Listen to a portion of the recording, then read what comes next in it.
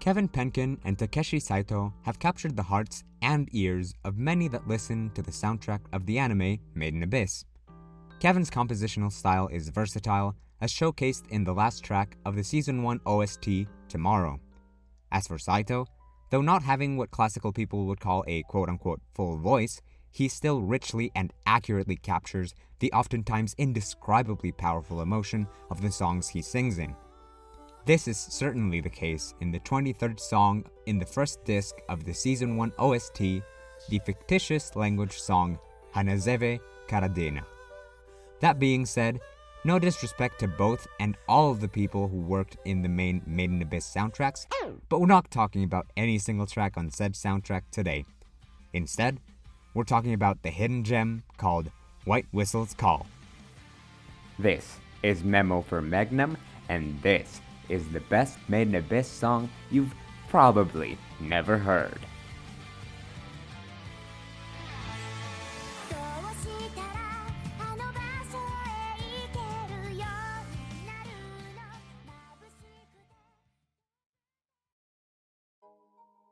For those not acquainted with the anime, one of the main characters, the young and carefree Riko, has set out on a journey down a layered, fantastical pit called the Abyss after receiving a letter that reads something along the lines of, quote, "At the netherworld's bottom, I'll be waiting."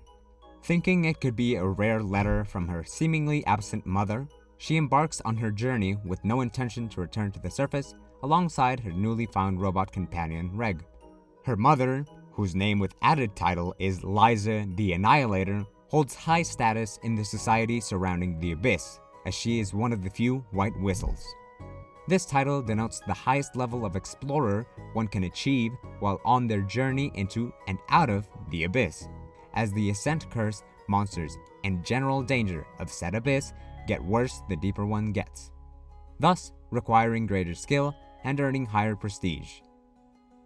All things considered, how does all of this fit with the song? Well, it's Riko's character song. What has made it so that such a song is not as widely recognized in the general fandom of the series? My best guess is that it is an original B-side, or what is referred to in Japan as a coupling track, which came alongside the purchase of the original soundtrack. Sung by Riko's voice actress Miyu Tomita, with lyrics by Kanata Nakamura, and composed by Hato, the song is supposed to be an outlet for Riko's feelings, and wow are those feelings thoroughly and creatively expressed. However, we're going to have to tread through musical technical ground to get there, but I promise, once we're through all of that, it'll be worth it.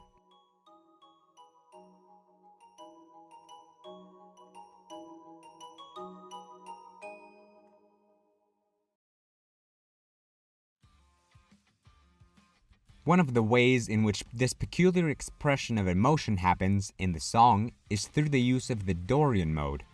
The way I approach thinking about Dorian in the song is that, since the song is mostly in D minor, but sometimes uses D Dorian to invoke its hopeful steadfastness, it is just D minor with a raised sixth. Again, the only difference between the two scales, D minor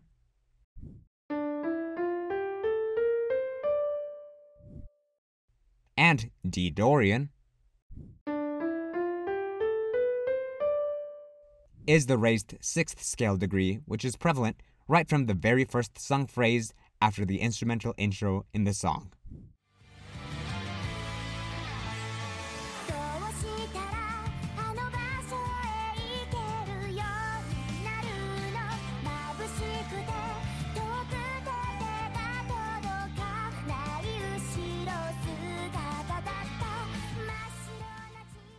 Though landing on the offbeats, the use of the B natural right after the establishment of a D minor tonality in the intro makes for a moment of intratextual characterization. Though her situation in the show is somber to varying degrees, the raised sixths to me speak of the hopefulness that Rico has being expressed in musical form. The most poignant instance of this is Dorian's quality of having a minor 1 chord, but a major 4 chord.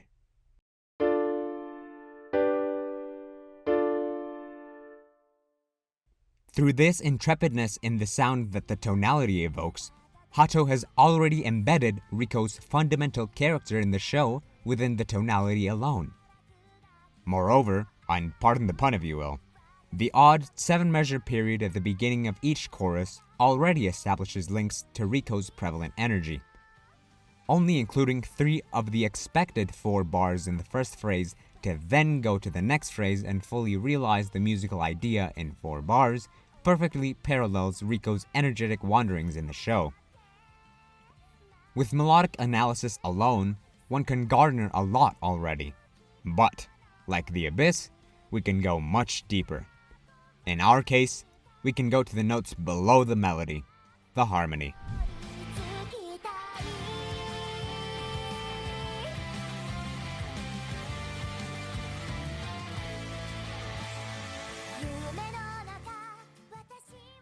This song is rife with progression diversity when it comes to transition between sections and cadences.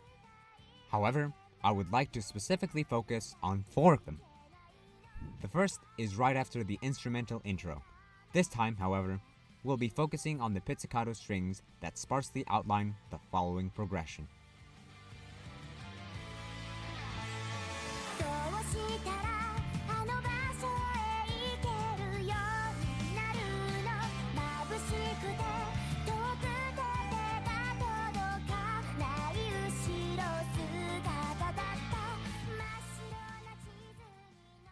The first 2 bars of the 3-bar phrase imply D Dorian with the minor 1 but major 4 chords, but the last bar implies D natural minor with its whole tone walk-up progression using the B flat major to C major to D minor chords, essentially a 6 major to 7 major to 1 minor, notably using B flat instead of Dorian's B natural.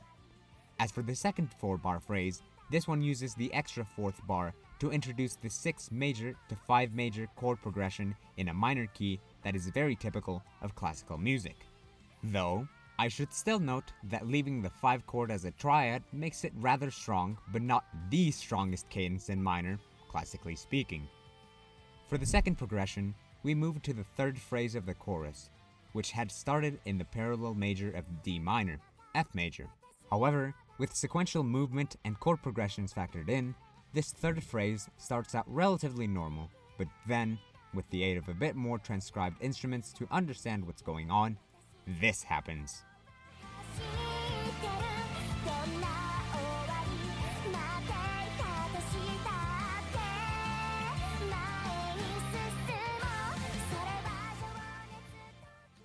A standard jazz progression.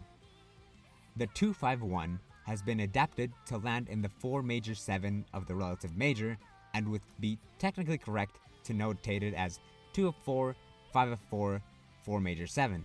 The major 7th of the 4 major 7 chord is particularly emphasized in the main melody, which further leans into the vast tonal vocabulary that a J-pop song like this one has at its disposal. Speaking of which, right after this little 2-5-1, we get another progression immediately after, but this time more classical in nature.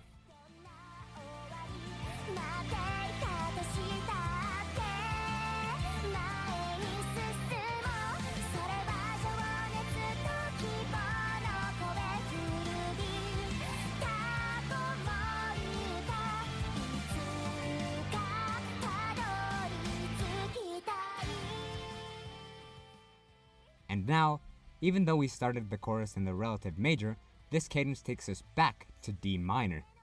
Plus, a little side note, I love how the synthesized strings get just a little moment to soar and walk down the D minor pentatonic scale here. This cadence is more classically oriented in the fact that it uses the major 5 chord with the raised 7th as its 3rd to resolve to the minor 1 chord.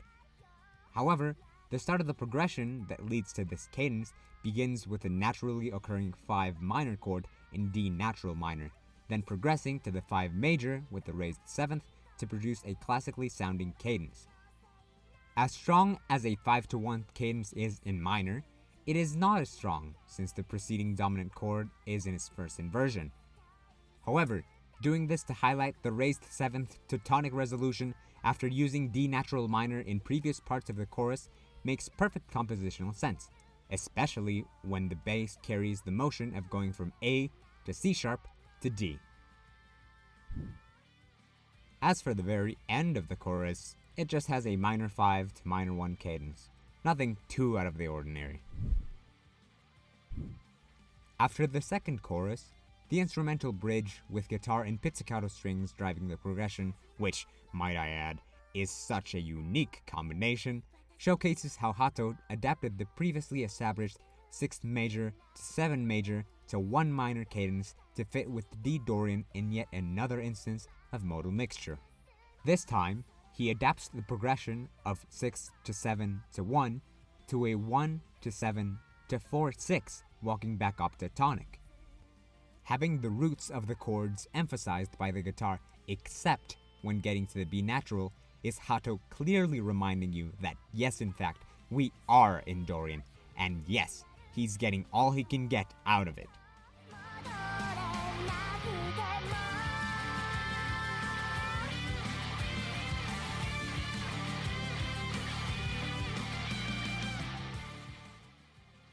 What else can I say? This cadence is brilliant. Side note, I do have to point out that the bass is mostly sitting on D the whole time, but I wanted to see just how these two instruments would interact to create the progression, even if it's not completely technically what all is going on here. Finally, this ending subsection will not be a full progression analysis, just something to add to the myriad of praises to the song. For as much classical influence as it is shown, the end really just sits you down and tells you, yeah, I know the roots of modern Western classical music alright, and drops a Bach fugue-esque writing in the pizzicato strings to finish with a Picardy third and all. Once again, adding to that contrast that, even if we started in D minor / D Dorian, we end in the hopeful D major.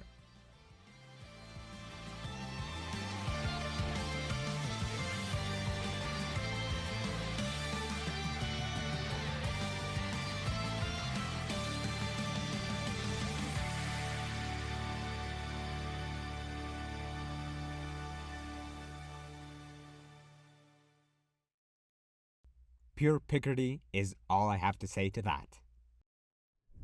Having talked about all of these progressions is nice and all, but once again, like onions, ogres, and the abyss, there can be even more layers to analyze.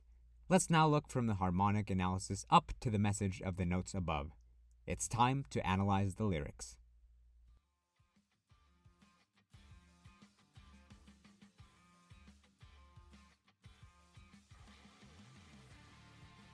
Plenty of musical relationships can be drawn between lyrics and theoretical concepts in music, but I feel that two progressions outlined in the previous part have the strongest connection to their lyrics and Rico's characterization. And this is where this character song shines as bright as the Golden City. The first instance of this strong lyrical connection comes in the 2-5-1 major 7 progression at the end of the 2 chorus lines it occupies in the first chorus. Take a listen.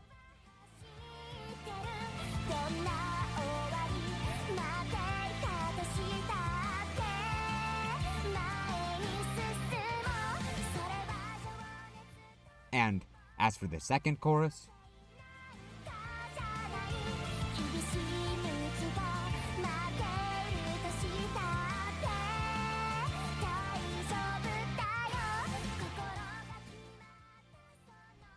after taking in both the theoretical and lyrical aspects of the music, the 2-5-1 progression leading to the 4 chord of the relative major is rather comforting, especially with the emphasized major 7th in the melody.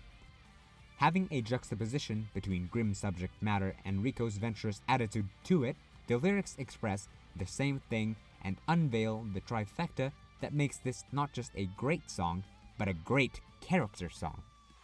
But like with any other great thing, this was so nice, Hato and Nakamura had to do it twice. The other noteworthy lyric progression duo comes in the last 4 lines of the chorus just a few moments later, taking up its last 3 lines. Take a listen to the end of the first chorus.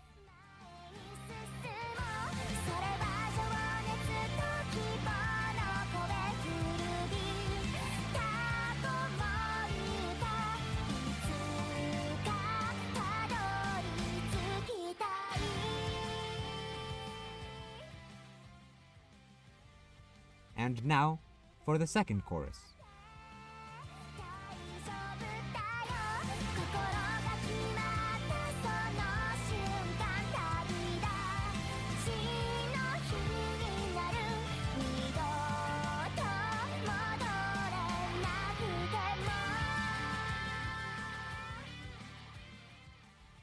All the points I made still stand in regards to the immaculate connection between music and lyrics.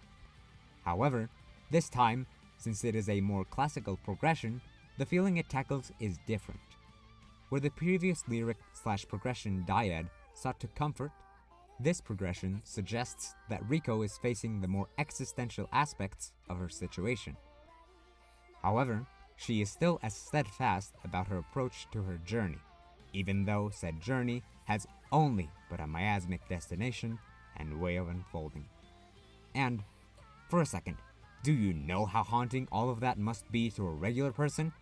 However, once again, good old Riko with all her intrepidness can still both hope and strive to get to the destination that the titular white whistle is calling her to.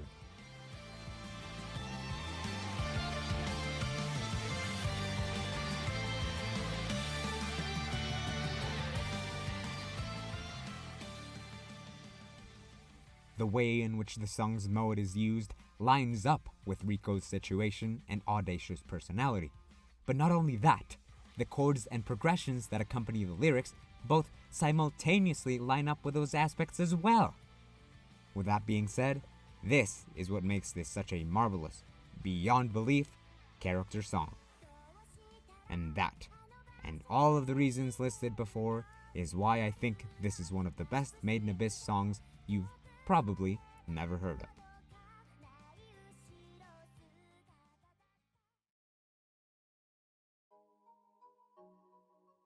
That's it for the video. Thank you so much for watching again. Shout out to Miyu Tomita, Kanata Nakamura, and Hato for making such a great song. While transcribing the parts of the song I needed, I heard a lot of the interesting instrumentation that there was within it: accordion, classical guitar, the vocal harmonies, a killer solo that happens between the bridge and the last chorus or the outro, etc. There was so much more that I could have analyzed, but decided to stick with what I originally noticed and flesh it out because otherwise it would have been too long an analysis video. On a technical side note, I based my video notation of the Roman numerals and the whole step cadences as 6, 7, and not flat 6, flat 7, just because that centers around understanding a piece in relation to a major tonality, which this song really does not lean too much into. Finally, special thanks to 2 Discord users. First, Fluffy Kitty for general research on the song, and Veneer Explosion for also providing general research and translating the song. Very much appreciated. Now, that is actually it. I guess you can call this the video finale. Is that a Madoka reference in 2022? Yep, it most certainly is. Anyway, one last time, thank you for watching. Please consider sharing it if you found the topic interesting, and subscribing for more analysis like these. This has been Memo for Megnum, And I'll see you when I see you.